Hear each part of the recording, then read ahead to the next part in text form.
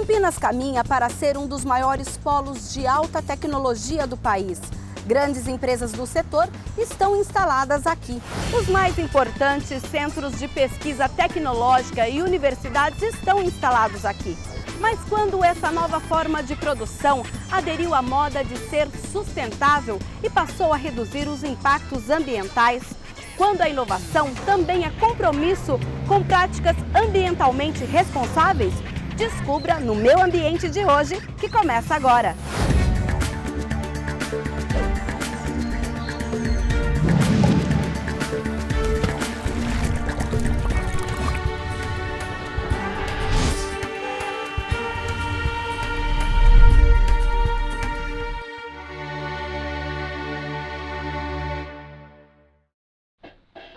Antigamente, o conceito de indústria era bem diferente dos tempos atuais.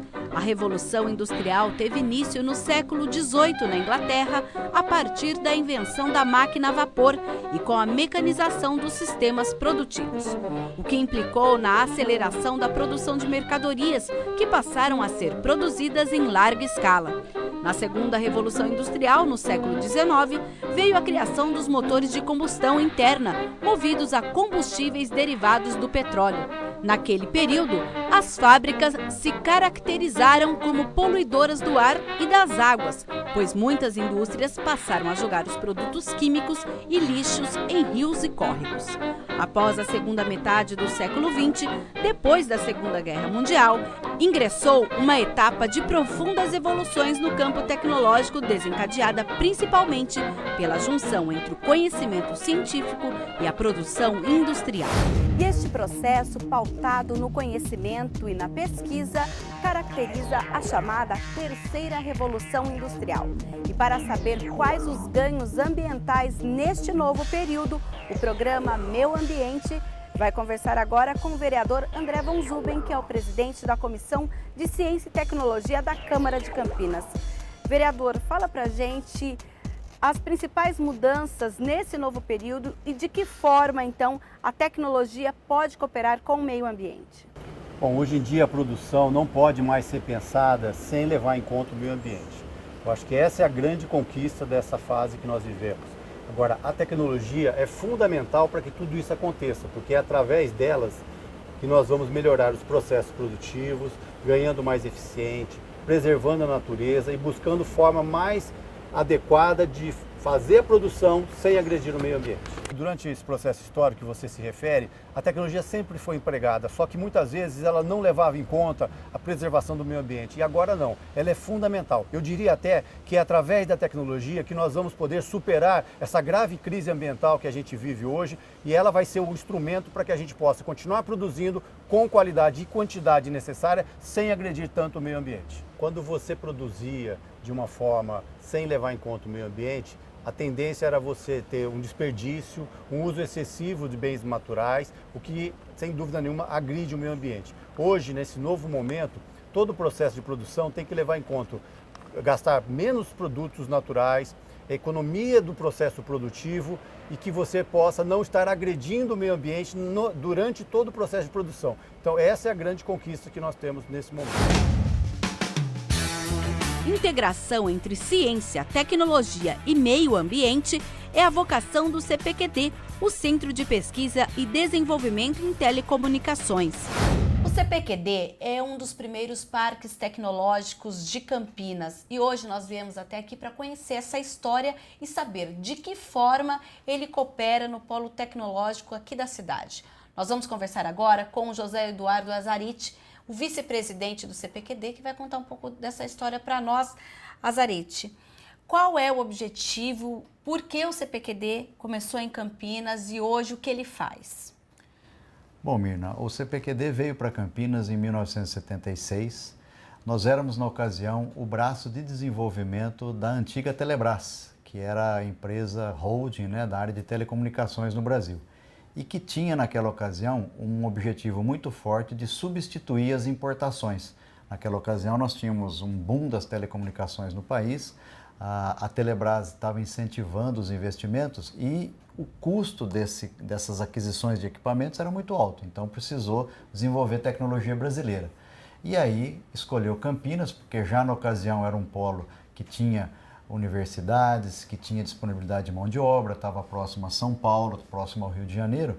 Então a gente constituiu aqui em Campinas um polo de desenvolvimento de equipamentos para telecomunicações naquela ocasião. Então Campinas foi escolhido por conta disso na década de 70, né, do século passado. Sim, e hoje nessa evolução, vocês continuam no ramo de telecomunicações ou isso expandiu-se?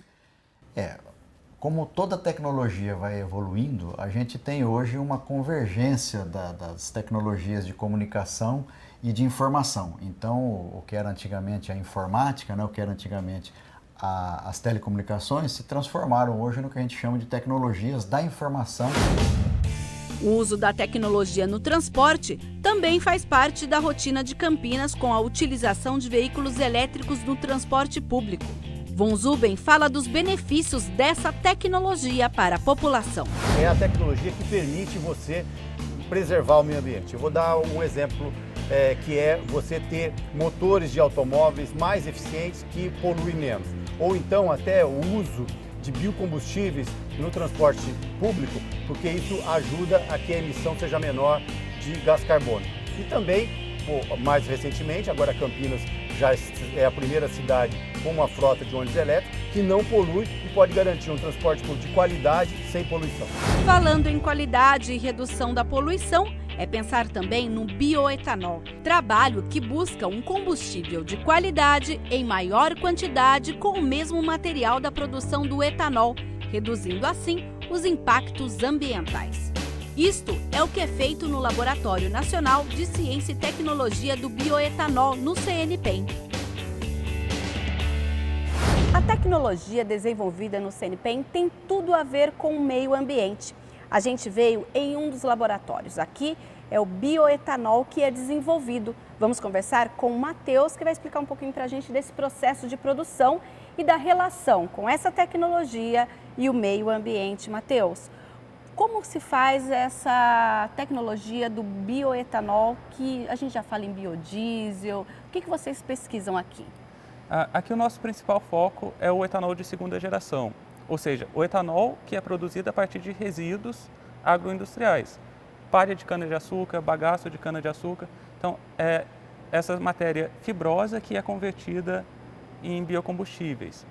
E é bastante interessante quando a gente pensa em impactos ambientais, porque qualquer ganho de produção que a gente tenha usando a mesma quantidade de recursos vai causar uma diminuição dos impactos ambientais dos biocombustíveis. Então, quando a gente fala em etanol de segunda geração, na verdade a gente está falando em aumentar a produção usando a mesma quantidade de recursos, a mesma quantidade de terra, de diesel, de fertilizantes, para produzir um volume muito maior de combustível. Então, quando a gente fala em etanol, já se fala em ganhos ambientais. Esse bioetanol, ele é o quê? Ele é um subproduto? Explica melhor para nós. Na verdade, o bio, ele vem da origem do etanol, que é de uma origem biológica, né? A cana-de-açúcar que foi convertida a etanol.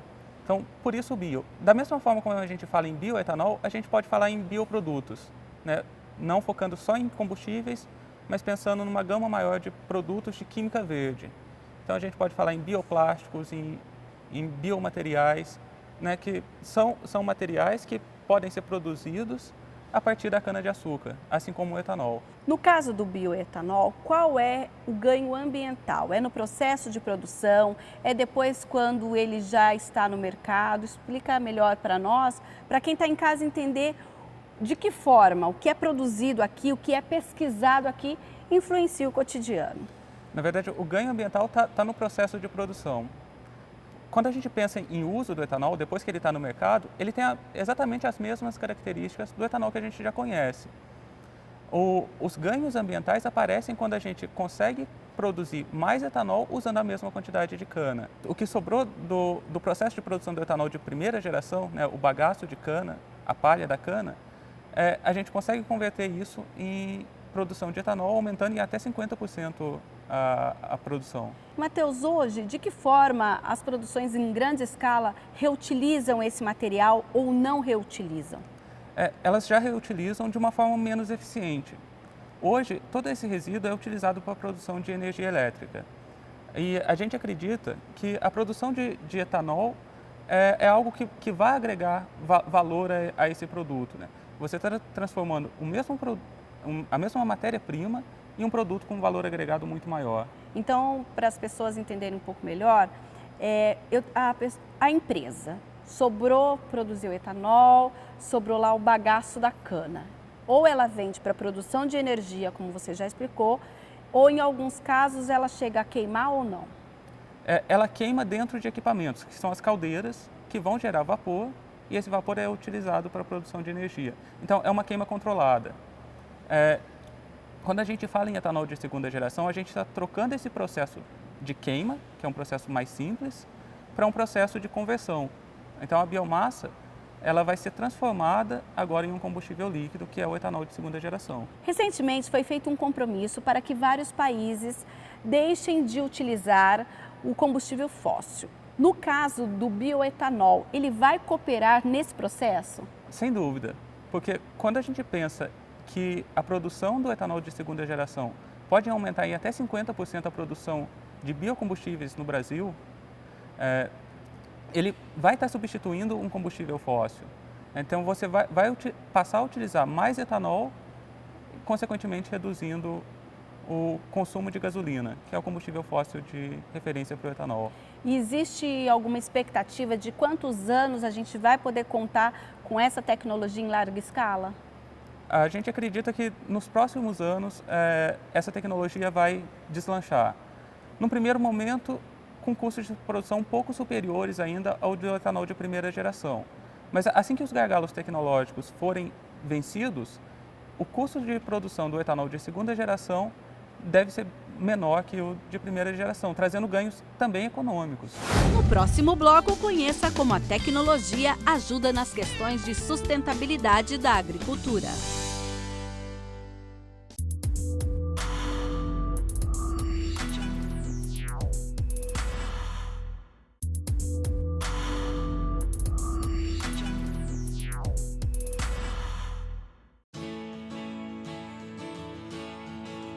Campinas, com 52% de área rural, também abriga centros de pesquisa na área da agricultura.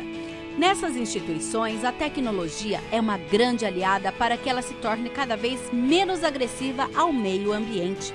O Instituto Agronômico de Campinas, que trabalha há 128 anos com pesquisas agrícolas, é um deles. Ele tem desenvolvido pesquisas desde a área básica à área aplicada, desde a biotecnologia ao melhoramento de plantas, tá? E com impactos diretos à vida da população, à indústria, tá? E ao comércio, tá? Isso dá uma força, uma base muito consistente na ciência e tecnologia gerado por esses pesquisadores. O IAC também participa na elaboração de políticas públicas. Políticas voltadas à conservação de nascentes, à reposição de matas ciliares, tudo isso relacionado ao meio ambiente.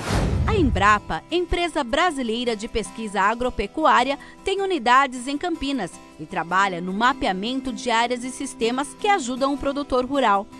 Na Embrapa Informática Agropecuária, a tecnologia evita que haja danos ao meio ambiente durante o processo de produção. Essa unidade da Embrapa é uma das 46 unidades da Embrapa que tem como missão viabilizar soluções na área de tecnologia da informação aplicada à agricultura. A tecnologia da informação hoje ela é a base da sociedade moderna, né? A gente não fica mais um dia sem internet, sem computadores. E a Embrapa já tendo, a diretoria executiva da Embrapa já tendo essa visão, né? Essa ação visionária, elas criaram essa unidade há 30 anos atrás, visando já incorporar no negócio da empresa a tecnologia da informação, visando uma agricultura moderna no futuro, onde a gente possa ter a tecnologia da informação contribuindo para a questão da automação agropecuária.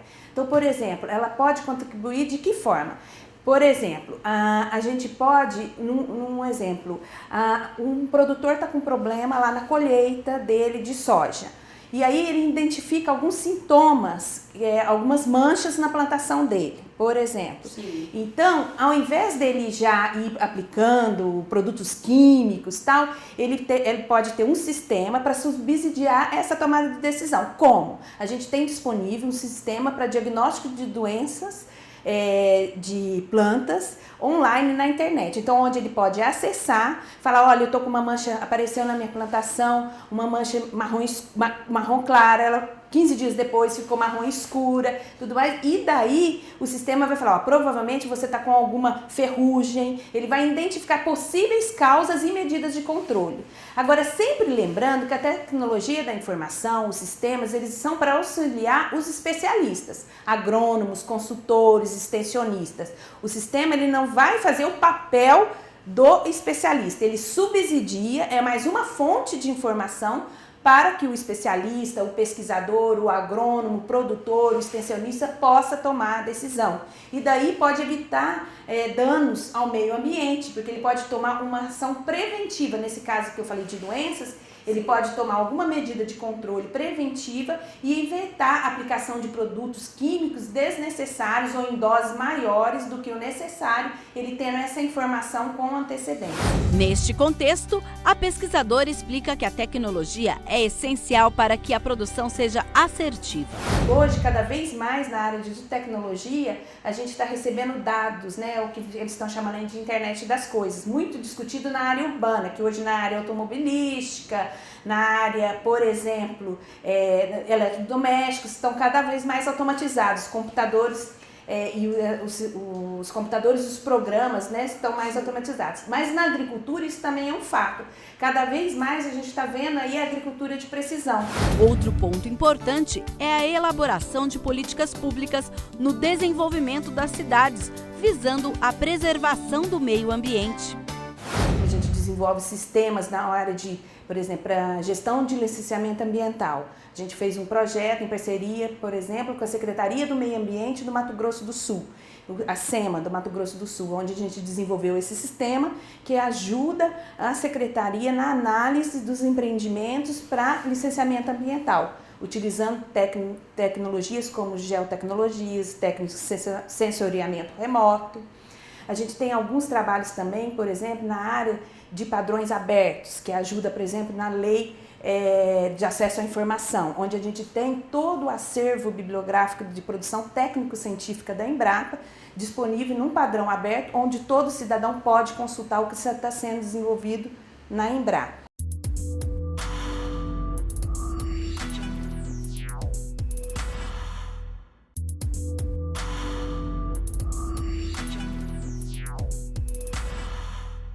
Empresas que têm políticas corporativas relacionadas a programas sérios de proteção ambiental estão instaladas aqui.